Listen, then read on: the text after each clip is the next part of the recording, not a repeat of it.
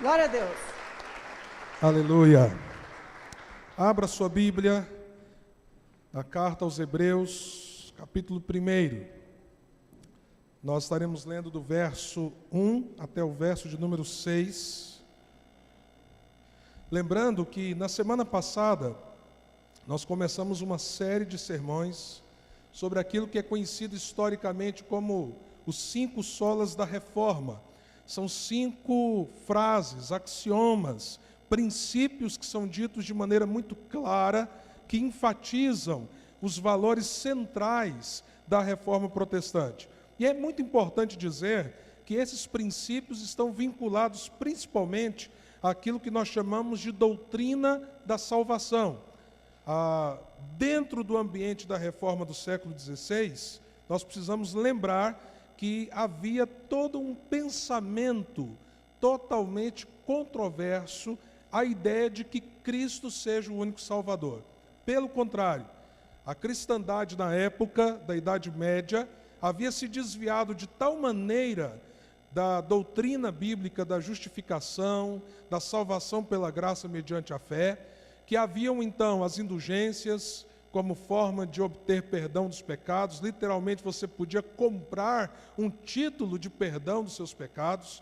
Havia então a doutrina dos méritos, que ensinava que não apenas Jesus é de fato Salvador e intercessor entre Deus e os homens, mas Maria tem um papel intercessório, os santos possuem um papel intercessório. Havia também um ambiente onde as obras eram vistas como um caminho de salvação, ou um complemento à salvação do fiel, de tal modo que Jesus, na Idade Média, em relação à conexão, à salvação, à vida com Deus, ele era apenas um acessório. Ele morreu lá atrás, ele deu as chaves à igreja, a igreja administra essas chaves, e além de Jesus, você pode buscar indulgências, além de Jesus, você pode buscar a intercessão de Maria, além de Jesus, você pode buscar os santos, além de Jesus, você pode ter uma prática de obediências. Assim então Jesus te ajuda e todas essas coisas te ajudam. E surge a reforma. E um dos brados da reforma não é assim. Somente Cristo. Somente Cristo. Somente Cristo. E a questão que nós vamos refletir nessa noite podemos de fato afirmar isso? Porque aquilo que aconteceu na Idade Média, em várias nuances não estão acontecendo e se repetindo justamente nos nossos dias. Não há tanta gente prometendo que com contribuição financeira você pode ganhar os céus. Não há tanta gente dizendo que se você for uma pessoa boa, fizer as coisas de maneira certa, o céu é para você, porque afinal de contas, Deus não vai mandar uma pessoa boa fazendo coisas boas para o inferno. Não há tantos líderes religiosos e comunidades que têm ensinado, busque Jesus, mas você tem que buscar Jesus aqui dentro. Se você não for membro desse lugar, Jesus não te salva. Jesus salva com a sua presença aqui. Ou seja, em outras palavras, nós estamos aqui numa aliança entre Jesus e a igreja. Você precisa dos dois para a sua salvação. Se há tanta confusão doutrinária, bíblica, teológica, como nós podemos voltar os olhos para a Escritura e reafirmar a plenos pulmões que somente Jesus é Senhor e Salvador, que não há perdão em nenhum outro, e que sem Ele o homem está plenamente, totalmente condenado. Eu espero que nessa noite, ao olhar para as Escrituras, se você ainda não percebeu a importância dessa afirmação, que isso entre no seu coração. A minha oração antes de chegar aqui foi: Senhor, abre o nosso entendimento para Cristo, abre o nosso entendimento sobre Jesus, porque se nós conseguirmos olhar para Ele nessa noite, haverá esperança no nosso coração, haverá consolo, haverá renovação e quem sabe haverá salvação no coração de alguns que nessa noite perceberão que Jesus é muito mais do que aquilo que talvez até aqui você pensava sobre Ele. Hebreus capítulo 1, do verso 1 ao verso 6, a Escritura diz assim: Há muito tempo Deus falou muitas vezes e de várias maneiras aos nossos antepassados por meio dos profetas. Mas nesses últimos dias falou-nos por meio do Filho, a quem constituiu o herdeiro de todas as coisas e por meio de quem fez o universo. O Filho é o resplendor da glória de Deus e a expressão exata do seu ser, sustentando todas as coisas por sua palavra poderosa. Depois de ter realizado a purificação dos pecados, ele se assentou à direita da majestade nas alturas, tornando-se superior aos anjos, quanto o nome que herdou é superior ao deles. Pois a qual dos anjos Deus alguma vez disse: Tu és meu filho, eu hoje te gerei? E outra vez, eu serei seu pai e ele será meu filho? E ainda, quando Deus introduz o primogênito no mundo, todos os anjos de Deus o adorem. Amém? Senhor, abra o nosso entendimento para o teu Filho, para a obra dele, para quem ele é, para a glória do teu nome, em nome de Jesus. O contexto de tantas afirmações que negavam quem Jesus de fato é, o seu papel e a sua obra, não é algo que aconteceu apenas na época da Reforma, e muito menos algo que acontece apenas hoje. Esse é um embate que nós vemos nos evangelhos do próprio Jesus com as pessoas do seu tempo, ele dizendo quem ele era, e os grupos religiosos e as pessoas dizendo você não é, você não é, você não é, e isso continua nas páginas do Novo Testamento, no livro de Atos, nas cartas escritas pelos apóstolos e também aqui no autor de Hebreus. Qual é a preocupação do autor dessa carta? Justamente mostrar para aqueles que eram seus leitores, e os seus leitores eram basicamente judeus, daí epístola aos Hebreus, de que Jesus é de fato quem ele disse ser, e que todo o Velho Testamento aponta para quem ele é e o que ele fez por nós. Se você folhear a carta, o autor está o tempo inteiro voltando ao Velho Testamento e dizendo, isso era uma sombra, isso era uma sombra, isso era uma sombra, porque apontava para aquele que veio e cumpriu todas estas coisas. E aí ele vai dizer, ele é maior do que os anjos, ele é maior do que Moisés, ele é o sacerdote perfeito, o sumo sacerdote em nosso favor. Todos os sacrifícios lá de trás se cumpriram nele, porque ele é o sacrifício perfeito. Todas as expressões de fé, desde inclusive a queda lá no Éden, todas elas apontam para ele, porque o homem é justificado pela fé. O autor vai insistir então a respeito de que Cristo é o centro e que sem ele não há esperança para a humanidade. Toda perspectiva de salvação, de redenção, de reconciliação com Deus está, não em parte, mas plenamente em Cristo. Só nele, somente nele. Essa é a ênfase do autor aos Hebreus. E nessa introdução, a gente vê algumas sinalizações de tudo aquilo que ele irá falar nos capítulos posteriores.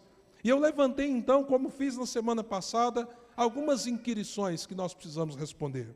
Algumas perguntas que precisam ser respondidas à luz dessa declaração, somente Cristo. É necessário que tenhamos essa base, se de fato dizemos ter essa convicção de que Ele é plenamente suficiente e a única pessoa necessária para que de fato sejamos salvos. E a primeira pergunta, olhando para o texto e para a Escritura como um todo, que a gente precisa responder, é como podemos saber quem é Jesus? Como podemos saber quem Ele é de fato?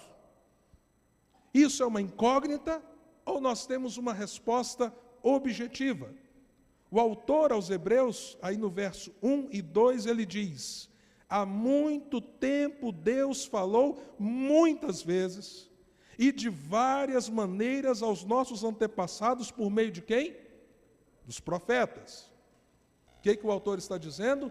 Deus tem comunicado com os homens. Ele tem usado formas para se comunicar. E ele fez isso através dos profetas. Aqui ele está sintetizando todo o Velho Testamento, naquilo que nós chamamos de profecia. Ele está dizendo, Deus se manifestou e falou. E os profetas registraram aquilo que Deus falou. Nós sabemos disso. Aí ele continua no verso 2. Mas nestes últimos dias, falou-nos por meio do Filho, a quem constituiu o quê, gente? Veja o que o texto diz. Herdeiro de algumas coisas. De todas as coisas. Então, veja a centralidade que o autor dá à pessoa de Cristo. Ele é o herdeiro de todas as coisas. E agora Deus tem falado por intermédio dele. Dele. E ele continua. Constituiu como herdeiro de todas as coisas e por meio de quem fez o universo. O que ele está dizendo é, tudo aquilo que foi dito antes, todas as formas de comunicação de Deus, quando, por exemplo, tínhamos as teofanias, o próprio Deus visitando as pessoas no Velho Testamento, como ele fez com Abraão, como ele fez com o próprio Moisés, quando ele se manifestou na sarça ardente, quando ele falou aos profetas através de visões e sonhos, quando ele foi se comunicando, tudo estava apontando para aquele pelo qual tudo foi criado, e ele é o herdeiro de tudo. Ou seja, ele é o primogênito, não no sentido de ter sido o primeiro gerado, mas ele é o fundamento de tudo que existe e tudo pertence a ele. Essa é uma afirmação muito forte. Muito forte. Porque ela vem de encontro àqueles que dizem, nossa, como Jesus foi uma pessoa boa, que filósofo extraordinário, ou que grande líder político, ou que pessoa fantástica no pensamento humano, mas que simplesmente negam algo que o próprio Jesus diz sobre si mesmo. Eu sou Deus, eu estava lá na criação, tudo foi criado por intermédio de mim, e a Escritura vai dizer isso, e vai dizer que esse Senhor, cuja criação dependeu dele, que é divino, se fez homem. A gente aprende isso justamente nas Escrituras. Por isso a necessidade da gente enfatizar o que foi enfatizado domingo passado, somente as Escrituras. Ou seja, ela é a fonte de conhecimento que nós temos a respeito de Cristo, porque ela aponta para Cristo. Então é nela que nós conhecemos quem de fato é Jesus. Todo o Velho Testamento, suas narrativas, suas histórias, sua poesia apontam para Ele. Ele está no centro de toda a palavra. E o Novo Testamento é enfático em declarar quem Ele é, como o Deus que se fez homem, habitou no nosso meio e veio a esse mundo com um objetivo muito claro, porque o mundo estava em trevas. Era necessário que a luz viesse sobre o mundo, para que através da luz nós pudéssemos ser salvos. E isso distingue Jesus, biblicamente, de qualquer outro personagem. Não há outro nome, não há outra pessoa, não há outro ser, não há nossa contribuição para que Ele seja quem Ele é, nem para que sejamos salvos pelo poder que Ele tem.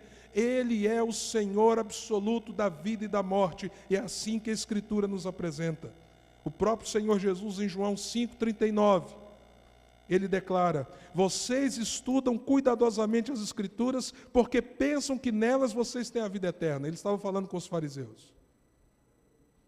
Vocês olham para a Escritura, e vocês têm a esperança de que a vida eterna seja encontrada nas Escrituras. E aí Jesus então conclui: e são as Escrituras que testemunham a meu respeito. Vocês estão lendo, e vocês não estão vendo que a Escritura aponta para mim. E vida eterna só existe em mim. Não foi o que Jesus disse? E afirmou com tanta clareza na palavra do Senhor? No outro domingo eu dei o testemunho de como Anne Rice se converteu, sendo uma roteirista e uma pessoa especializada em línguas antigas, em textos antigos, se converteu estudando o Novo Testamento, quando ela tentava provar os mitos do Novo Testamento. Mas nós temos um exemplo interessante aqui no Brasil, numa área completamente diferente, diríamos assim, do estudo linguístico. É o caso do doutor Augusto Cury, renomado médico, psiquiatra, terapeuta, que se declarava talvez um dos maiores ateus que a Terra já viu. Era assim que ele, ou é assim que ele se refere a si próprio, até quando ele se manteve ateísta. Mas o que aconteceu com Augusto Cury? Como alguém que pensa, reflete sobre as mentes, ele resolveu fazer um estudo sobre a mente de Cristo. Para ele estava indo para o Novo Testamento, para os Evangelhos, na verdade, para descobrir essa mente desse personagem. Até porque, até então, qual era a convicção que ele tinha? Que Jesus era, na verdade, um personagem criado pelas comunidades cristãs primitivas e que provavelmente sequer ele existiu. E se ele havia existido, ele era muito diferente daquilo que o texto apresenta. Só que Augusto Cury começou a entrar em crise à medida que ele começou a analisar a mentalidade do personagem Jesus. E a crise dele foi a seguinte: é impossível alguém criar de maneira fictícia essa mente. É impossível, na verdade, um ser humano comum ter essa mente. Essa mente, a maneira com que esse homem lidava com a traição, com a dor, com a perseguição, com os dilemas da vida. Augusto Cury foi chegando à seguinte conclusão: não existe nenhum ser humano que se assemelha a ele. Conclusão que ele chegou, e aí ele se rendeu a Cristo. Jesus é mais do que homem. Jesus é o Filho de Deus. E você pode ler as obras que ele tem produzido sobre a mentalidade de Cristo. Na verdade, ele tem uma coletânea falando de vários aspectos da vida de Jesus, de situações em que Jesus mostrou que ele é o mestre dos mestres, o maior pedagogo de todos os tempos, a mente mais brilhante, o homem mais sábio, porque simplesmente Jesus é a visitação de Deus sobre a terra. E não apenas um homem iluminado que pisou e esteve no nosso meio. Mas para ele descobrir isso, para onde ele teve que ir? Para as Escrituras, para a Palavra de Deus. Ali, como terapeuta, como psiquiatra, como um homem que pesquisa a mente, ele pôde ver que as Escrituras revelavam alguém que de fato existiu e alguém que é único. Nós poderíamos ficar aqui dias e dias, estudando o que as Escrituras falam sobre Jesus, como elas revelam quem Jesus é. Eu vou tentar te dar uma síntese a partir de um texto que não é meu, mas que eu também não conheço o autor. Eu só sei que ele conhece a Bíblia e conhece bem, pelas afirmações que ele fez. Eu não tenho como citar todas as passagens bíblicas que ele cita. Por isso, antes de vir para cá, eu postei no Facebook da Igreja Luz esse mesmo texto. Então, não vou citar, ao citar o livro bíblico, qual é o versículo naquele livro que ele utilizou para afirmar isso aqui, mas você pode fazer essa pesquisa, inclusive até as suas devocionais, nessa semana, em cima desses textos bíblicos. Você entra lá no Facebook, pega o texto e dá uma olhada nele, mas veja essa síntese, pegando apenas algumas passagens de cada livro da Bíblia. Eu vou tentar falar de uma maneira muito dinâmica, porque são 66 livros, então são 66 afirmações. Veja o que as Escrituras de Gênesis e Apocalipse falam sobre Jesus. Preste muita atenção. No livro de Gênesis, ele é o Criador dos céus e da terra e tudo que neles há, e ele é o descendente da mulher. No livro de Êxodo, ele é o eu sou, aquele que era, que é para sempre. Será o único que o verbo está sempre no presente, porque ele sempre está presente. Ele é o nosso Cordeiro Pascual. No livro de Levíticos, ele é o nosso sacrifício pelo pecado. Em Números, é o que foi levantado para a nossa cura e redenção. Em Deuteronômio, ele é a rocha que mata a sede e verte a água. Ele é o verdadeiro profeta. No livro de Josué, ele é o Senhor dos exércitos, aquele que é capaz de parar o sol e a lua para dar vitória ao seu povo, é o capitão da nossa salvação. No livro de Juízes, ele é o nosso juiz libertador. No livro de Rute, ele é o nosso parente resgatado. Em Samuel, ele é o rei esperado. Em Reis, ele é o rei prometido. No livro de Crônicas, ele é o descendente de Davi. No livro de Esdras, ele é o ensinador divino. Em Neemias, ele é o edificador. Em Esté, ele é a providência do Senhor para o seu povo. No livro de Jó, ele é o redentor, aquele que vive e que está de pé para resgatar os seus escolhidos. Nos Salmos, ele é o Senhor, o meu pastor, é o nosso socorro e alegria. No livro de Provérbios, ele é a sabedoria de Deus. Em Eclesiastes, ele é o alvo verdadeiro. Em Cantares, ele é o amado da nossa alma. Em Isaías, ele é o maravilhoso conselheiro, Deus forte, Pai da eternidade, o príncipe da paz, é o Messias que há de vir. Em Jeremias, ele é a nossa justiça, ele é o Senhor dos exércitos. Em Lamentações, ele é o consolador. Em Ezequiel, ele é o filho do homem. Em Daniel, ele é o Messias, é a pedra esmiuçada. Em Oséias, ele é aquele que orienta o desviado. No livro de Joel, ele é o juiz de todos os povos. Em Amós, ele é o Deus dos exércitos. Em Obadias, ele é o nosso Salvador. Em Jonas, ele é a salvação do Senhor. Em Miqueias, ele é a testemunha contra as nações rebeldes. Em Naum, ele é a fortaleza no dia da angústia. Em Abacuque, ele é o puro de olhos. Em Sofonias, ele é o nosso zeloso. Em Ageu, ele é o desejado de todas as nações. É o Deus que está conosco. Em Zacarias, ele é o renovo da justiça. Em Malaquias, ele é o sol da justiça. Em Mateus, ele é o Messias prometido. Em Marcos, ele é o Cristo ressuscitado. Em Lucas, ele é o Filho do homem. No Evangelho de João, ele é o Cordeiro de Deus que tira o pecado do mundo, é a ressurreição e a vida, é o Filho de Deus.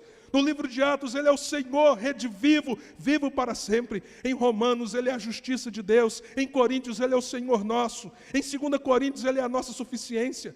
Em Gálatas, ele é o nosso libertador do jugo da lei.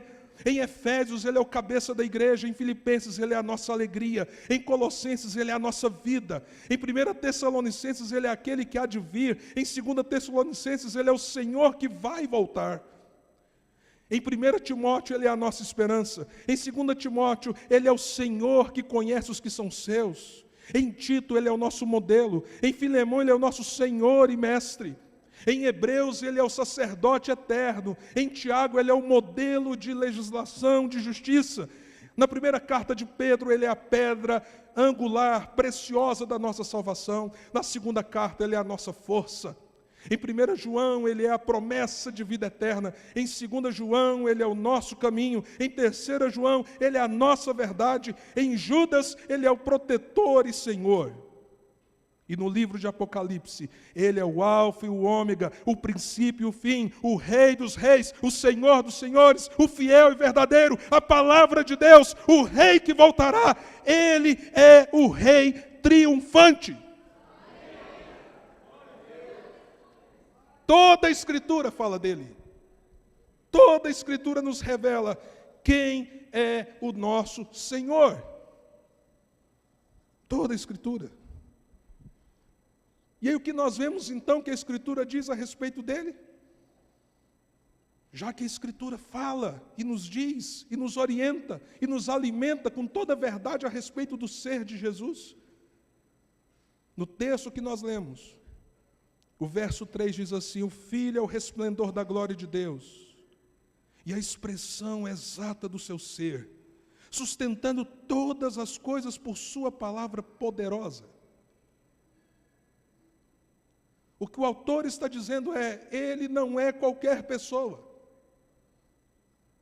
Ele é de fato aquele que expressa a natureza do Deus, a essência do Deus verdadeiro, porque Ele e o Pai são um. Nós não estamos falando de 2 deuses ou de 3 deuses quando pensamos no Espírito Santo, mas estamos falando de um Deus que subsiste em 3 pessoas, o Pai, o Filho e o Espírito Santo, e eles são iguais em essência, poder e glória. Por isso, quando eu vejo Jesus, eu vejo o Pai. E eu conheço o Espírito.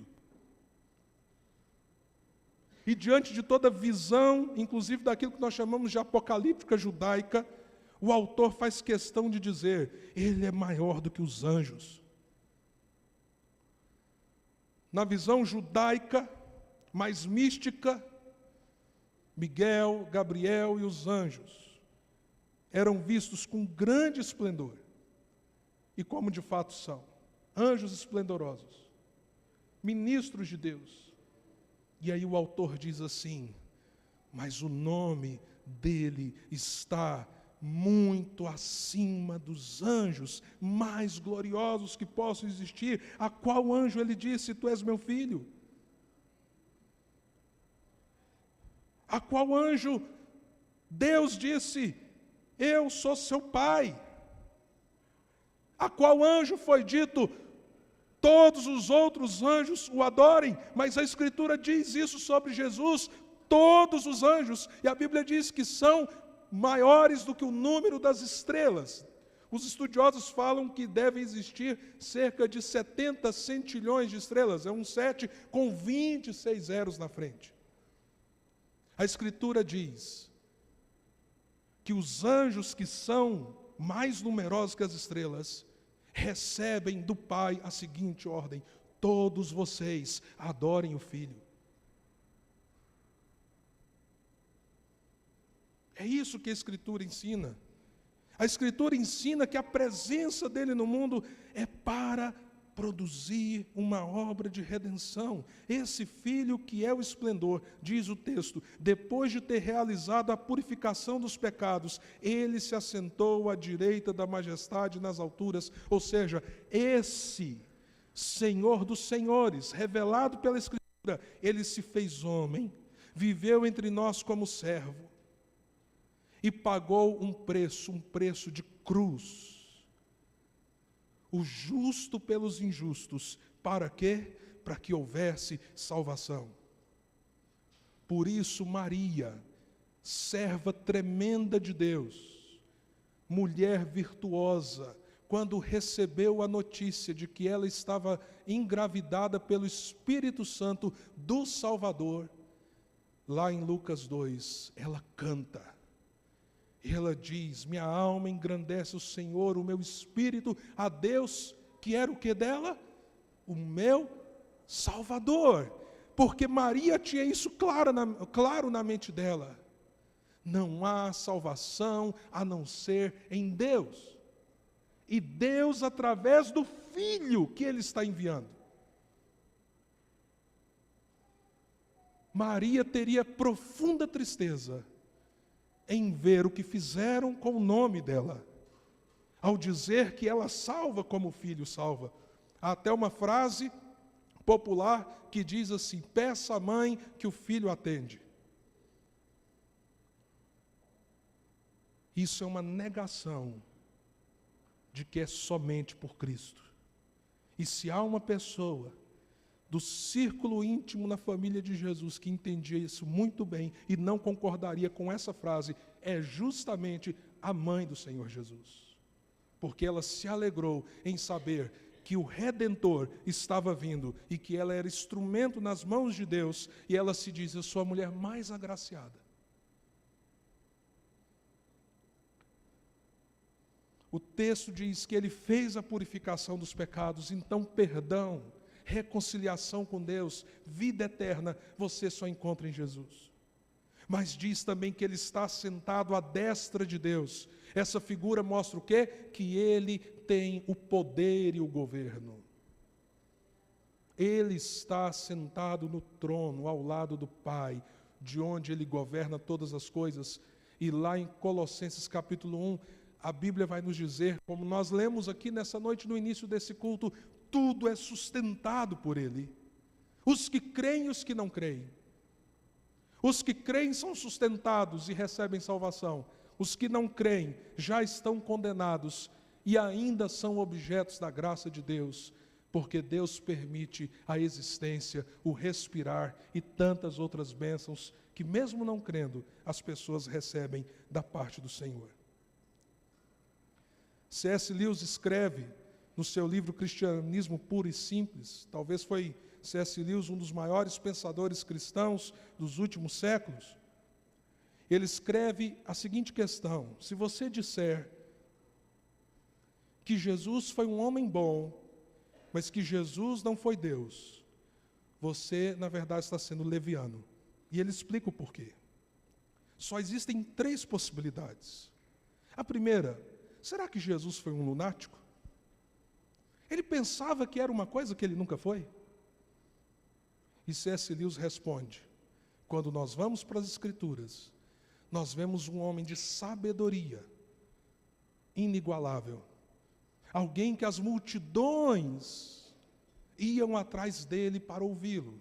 Alguém que com palavras sábias mudou e tem mudado a história de milhares e de milhares de pessoas, gerações após gerações. Não, ele não é um lunático. Mas se você diz, Jesus foi um cara bom, mas ele não é Deus. A segunda hipótese, então, é que ele foi um mentiroso. E se foi um mentiroso, ele não é bom, porque ele enganou todo mundo, e enganou a si próprio. E mais, ao ser mentiroso, ele foi tão inconsequente consigo mesmo, que foi morrer numa cruz, sendo humilhado pelo Império Romano e os líderes fariseus, por causa de uma mentira. E ele diz, Jesus não pode ser um mentiroso. Então, se ele não é um lunático, nem um mentiroso, só tem uma terceira possibilidade. Ele é Senhor. Porque ele é quem ele diz ser. Porque ele disse, eu sou o Filho de Deus. Ele disse que nele está a fonte da salvação e da vida eterna. Ele disse que o Pai deu a eles aqueles que seriam perdoados e acolhidos. Então você precisa fazer uma escolha. Ou lunático, ou mentiroso, ou com tudo o que você tem de evidências na história e na Escritura, Ele é o Senhor. E se Ele é o Senhor, isso tem muitas implicações para você. Agora, diante disso, então, se a Escritura é a fonte do conhecimento, se a partir daí nós entendemos quem é Deus, ou melhor, quem é Jesus, que é o próprio Deus que se fez carne, habitou no nosso meio, e entendemos o seu senhorio, então o que significa dizer somente Cristo? Significa fazer um coro com a própria Escritura. Significa ter a coragem de identificar a sua fé nele. E como dizia um teólogo, inclusive em muitos aspectos liberal, mais do que eu gostaria, mas ele dizia uma coisa que de fato é verdade: quando você define, você exclui. Quando nós dizemos assim, somente Cristo, e nós falamos, só existe perdão nele, significa com toda clareza, e com toda propriedade, e com toda coragem. Buda não salva, a doutrina de Allan Kardec não salva, o islamismo não salva, o confucionismo não salva, o budismo não salva, porque a Bíblia é clara em dizer, não há salvação em outro nome. Se você, por exemplo, tentar fazer coisas boas, como moeda para Deus, lembra da doutrina do karma? Há coisas boas e ruins, e você vai fazendo coisas boas para anular as ruins, até que você evolui espiritualmente. O que é Jesus na história do karma? É o camarada que conseguiu evoluir mais rápido que todo mundo. Nada mais do que isso. Um exemplo de evolução, de iluminação, de espiritualidade. Não, a Bíblia não afirma isso. A Bíblia afirma que Ele é Deus, que se encarnou, veio a esse mundo, morreu numa cruz. E não foi porque tiraram a vida dele, Ele deu a sua vida, porque Ele é a única esperança de salvação e de perdão de pecados para todos os homens, e nisso não há exceção. É isso que significa somente Cristo. É crer em João 14,6, Ele é o único caminho, verdade e vida. É crer em Atos capítulo 4, verso 12, só foi dado um nome entre os homens pelo qual importam que eles sejam salvos, e o nome é Jesus Cristo. É de fato entender Romanos 10, 9 a 13, quando a Escritura diz que se você confessar com a sua boca e crer no seu coração que Cristo ressuscitou dentre os mortos, você será salvo. Porque com a boca se confessa para a justiça e com o coração se crê a respeito da salvação. E o verso 13 diz: todo aquele que invocar o nome do Senhor, não é de um Senhor ou de qualquer outro Senhor, será salvo. Quem invocar o nome do Senhor será salvo. E aí nós temos uma tensão religiosa, uma grande tensão religiosa, porque nós estamos num tempo que, como no tempo da reforma e do autor aos Hebreus, nós precisamos ter a coragem de dizer: Cristo é o meu único e verdadeiro Salvador. E as propostas religiosas que te cercam, elas fazem o oposto. Elas reduzem quem Cristo é. E elas te propõem outros caminhos de salvação, que são enganosos. E nós estamos cercados de sofismas e mentiras, que, como sempre, têm tentado negar quem Jesus é. Por último, então, meus amados, quais são as implicações pessoais e para a igreja da afirmação somente Jesus, somente Ele salva, somente Ele é o caminho, só Ele de fato perdoa pecados? Quais as implicações disso para você e para a igreja? Se você não está em Cristo, você está perdido, é isso que a Bíblia diz. Se Cristo não é, na sua mente e no seu coração, a única fonte de perdão, e você ainda não correu para Ele, você está perdido. Talvez essa seja uma notícia terrível para você. Mas a boa notícia para você nessa noite é: aquele que invocar o nome do Senhor será salvo. Ou seja, a má notícia de que você está perdido, ela vem nessa noite com a esperança de que, ao entregar o seu coração para Ele, a sua vida para Ele, você está colocando a sua vida nas mãos daquele que é todo-poderoso para te perdoar, para te reconciliar com Deus, para te levar à eternidade com o Senhor e para transformar a sua vida, porque aquele que está em Cristo é uma nova criatura, as coisas antigas passaram e tudo se fez novo. Qualquer moeda de barganha é uma negação do somente Cristo, ou seja, da centralidade de Jesus. A obediência é um princípio importantíssimo para o cristão, mas nunca como um complemento à salvação. Alguns anos atrás eu ouvi no púlpito de uma igreja um líder que se dizia cristão, inclusive evangélico, fazendo o seguinte convite às pessoas: venham a Cristo. E se vocês vierem a Cristo e obedecerem algumas coisas que eu tenho aqui para vocês, vocês serão salvos. A gente não obedece para ser salvo. A gente não dá dízimo para ser salvo. A gente não frequenta igreja para ser salvo.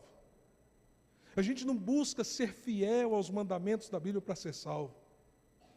Porque se fosse assim, a glória seria minha. Se fosse assim, a honra seria minha. Porque somos salvos, porque Ele fez tudo, porque Ele fez o que eu não podia fazer. Eu busco uma vida de santidade, porque Ele é quem Ele é na minha vida, eu procuro segui-lo e obedecê-lo. Por ser o meu único Senhor e Salvador, eu estou debaixo da sua condução, e não o inverso. Não o inverso. Então, se o seu coração ainda tem barganhado com a graça de Deus, negue isso. Deposite sua confiança plenamente em Jesus. E aí nós temos que entender que a salvação é uma experiência pessoal com Cristo de rendição. Há aqui uma visão religiosa que está sendo confrontada. Há poucos dias atrás, o pontífice católico declarou, por mais que ele seja uma pessoa carismática, por mais que ele seja uma pessoa afável, por mais que ele seja uma pessoa amorosa, mas a declaração dele como líder maior do catolicismo romano foi que é grande erro a pessoa procurar uma experiência pessoal com Cristo, porque ao fazer isso está negando a igreja e o que a igreja faz por ele. Pois eu estou aqui dizendo justamente o inverso dessa declaração. Eu estou dizendo a você, a igreja não pode salvar você. Eu estou dizendo à luz da Escritura que não existe religião que salve, inclusive o presbiterianismo. O que eu estou dizendo a você é que nós como igreja acreditamos que a Escritura foi inspirada por Deus, e essa Escritura diz que você precisa se entregar a Cristo para ser redimido e salvo, porque você pode ficar assentado numa cadeira de igreja anos, anos e anos, sem Cristo, você está debaixo de condenação. Nós não estamos aqui para salvar ninguém. Nós estamos aqui para anunciar o Salvador e Redentor e adorá-lo e glorificá-lo por sua obra na nossa vida, porque nós não temos o poder de salvar e a igreja não tem o poder de salvar, então se renda a Cristo. E isso deve gerar em nós, a igreja, a percepção clara de que nós estamos debaixo do senhorio de Jesus. É muito bom a igreja ter líderes. Eu me sinto honrado de ser pastor dessa comunidade, nessa história de 10 anos, desde o primeiro culto que nós tivemos. Isso para mim é um grande privilégio. Mas eu não sou dono dessa igreja. Os presbíteros não são donos dessa igreja. Essa igreja teve alguém que a comprou com o seu sangue. E ele é o cabeça do corpo. Nós somos o corpo. E Ele é o Senhor da igreja. E esse lugar é exclusivamente dEle. Ninguém pode tomar. Vivemos como povo para Ele e por meio dEle. Precisamos conhecê-lo mais. Se há algo que a igreja pode te ajudar, aí sim vem o papel da igreja, é apontar para Jesus. É apontar para Jesus, é apontar para Jesus, é ajudar você a andar com Jesus, mas você precisa ter a sua vida centrada nele. Então nós como igreja, meus amados, precisamos amá-lo mais e mais. Mais e mais. E por amá-lo, isso vai trazer um renovo de serviço a Deus.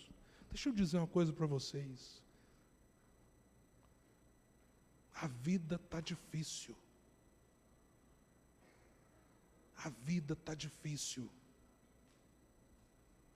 Você tem um monte de problemas. Ah, se as pessoas pudessem ver o tanto de problemas que você tem. Os dias têm sido muito maus. E há uma coisa perigosa. A gente pegar todos os problemas que a gente tem, todas as dificuldades que a gente tem, todas as lutas que a gente tem, e dizer, Senhor, o Senhor está vendo. Eu estou aqui lutando. Estou aqui brigando com tudo isso, Senhor. Então, Senhor, me desculpe. Eu não tenho energia para servir. Eu não tenho energia para dizer para o Senhor, eu estou aqui, Senhor. Eu não posso dizer assim, Senhor, aqueles dons que o Senhor me deu, usa.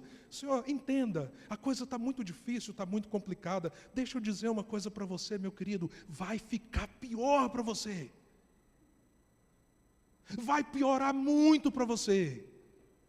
Porque à medida que você focar nos seus problemas, nas suas lutas, nas suas dificuldades, no seu cansaço, na sua correria, na sua falta de tempo, e isso, aquilo, você vai estar mais cansado, mais desanimado, mais estressado.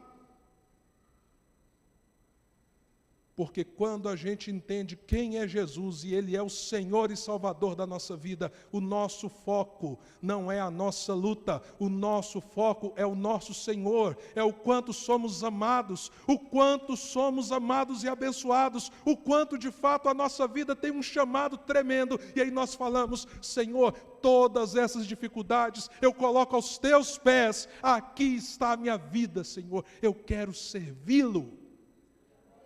De vez em quando chega gente na igreja e fala: está difícil, eu estou abençoando aí, ministério infantil, mas eu preciso aí de um intervalo. Quanto tempo, irmão? Acho que um ano aí, sem fazer nada na igreja, porque a coisa está complicada. E aí o outro quer um intervalo, porque agora vai fazer um concurso. Senhor, não deixa passar não, em nome de Jesus, porque se ele já está desse jeito agora, sem passar, e quando ele assumiu o cargo, meu Deus do céu, que tragédia que vai ser. E os seus dons, escondidos, os seus talentos escondidos, e você sendo amado do mesmo jeitinho por Jesus. Não devia te dar uma vergonha na cara, não? Porque a minha, muitas vezes, pode parecer que eu não consiga, porque eu sou moreno, mas fica corada de vergonha. Senhor, minha vida está passando, Senhor. E eu tenho esse tempo para servir o Senhor, onde o Senhor me colocar. De vez em quando eu olho e falo assim: eu estou gastando tempo com isso aqui. Mas eu não quero fazer para ser salvo, porque eu já sou salvo. Eu não quero fazer para ser amado, porque eu já sou amado. Eu não quero fazer por obrigação.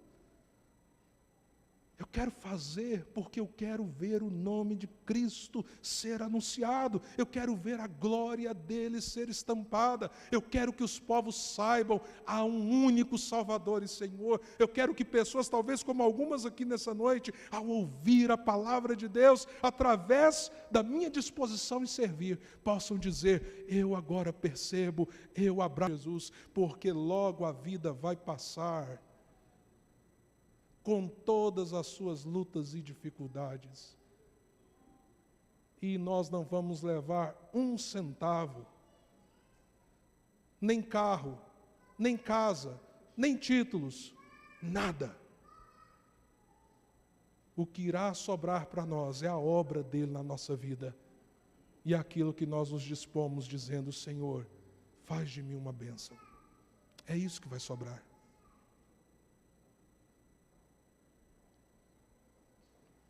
A Escritura fala que aquele que vem uma vez, voltará a segunda vez. E ela nos fala que aquele que veio humildemente, foi colocado numa manjedoura, viveu como servo, morreu no madeiro, sendo humilhado, e ressurgiu dos mortos. A Escritura fala que ele virá como Senhor e soberano das nações. A mesma Escritura que nos diz do coração manso e humilde de Jesus, é a mesma Escritura que diz: ele virá e julgará todos os povos. A mesma Escritura que mostra como ele andou sobre essa terra, diz: ele voltará montado em um cavalo como vencedor e para vencer, porque na sua coxa estará escrito: Rei dos reis e Senhor dos senhores. Grite com plenos pulmões e viva: somente Cristo, ninguém mais e nada mais do que Cristo. Abaixe sua cabeça e vamos orar.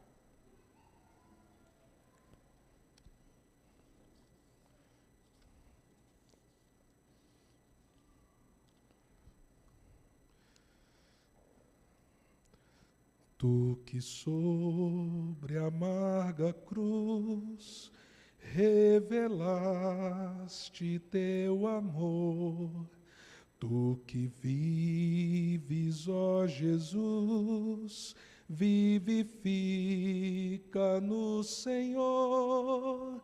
Vem, ó vem, Jesus Senhor, nossas almas infestar, com teu santo e puro amor.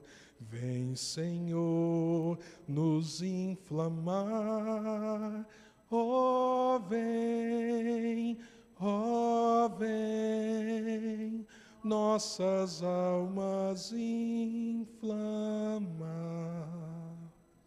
Essa é a nossa oração, Senhor, em nome do teu Filho. A Bíblia diz: o meu rei é o rei dos judeus. Ele é o rei de Israel.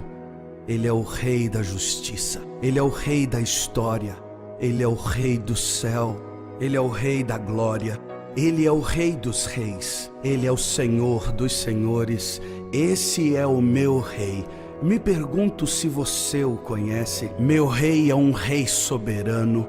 Nenhum tipo de medida pode definir seu amor ilimitado. Ele é continuamente forte, inteiramente sincero, eternamente constante. Ele é imortavelmente gracioso, imperialmente poderoso, imparcialmente misericordioso. Você o conhece? Ele é o maior fenômeno que jamais cruzou o horizonte deste mundo. Ele é o Filho de Deus, Ele é o Salvador do pecador, Ele é a peça central da civilização, Ele é incomparável, Ele é único, Ele é a ideia mais elevada em literatura. Ele é a mais alta personalidade em filosofia. Ele é a fundamental doutrina da verdadeira teologia. Ele é o único qualificado para ser um Salvador totalmente suficiente. Me pergunto se você o conhece hoje. Ele supre força ao fraco. Ele é disponível para o tentado e atribulado. Ele se compadece e ele salva. Ele endireita e sustenta. Ele guarda e ele guia. Ele cura o doente, ele purifica leprosos, ele perdoa pecadores, ele absolve devedores, ele liberta os cativos, ele defende o fraco, ele abençoa crianças, ele serve o infortunado, ele considera o idoso, ele recompensa o diligente, ele embeleza o humilde. Me pergunto se você o conhece. Ele é a chave do conhecimento, ele é a fonte da sabedoria, ele é a entrada do livramento, ele é o caminho da paz, ele é a rodovia da justiça, ele é a estrada da santidade, ele é o portal da glória. Você o conhece bem. Sua vida é inigualável, sua bondade é ilimitada, sua misericórdia é para sempre, seu amor nunca muda, sua palavra basta, sua graça é suficiente.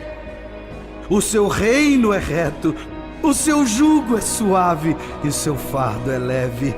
Eu queria poder descrevê-lo a você. Ele é indescritível, ele é compreensível, ele é invencível, ele é irresistível. Bem, você não consegue tirá-lo de sua mente, você não pode soltá-lo de sua mão. Você não pode viver mais do que ele, você não pode viver sem ele. Bem, os fariseus não o suportaram, mas descobriram que não poderiam pará-lo. Pilatos não pôde encontrar culpa alguma nele. Herodes não pôde matá-lo. Morte não pôde dominá-lo. E a sepultura não pôde retê-lo. Sim, esse é meu rei. Esse é meu rei.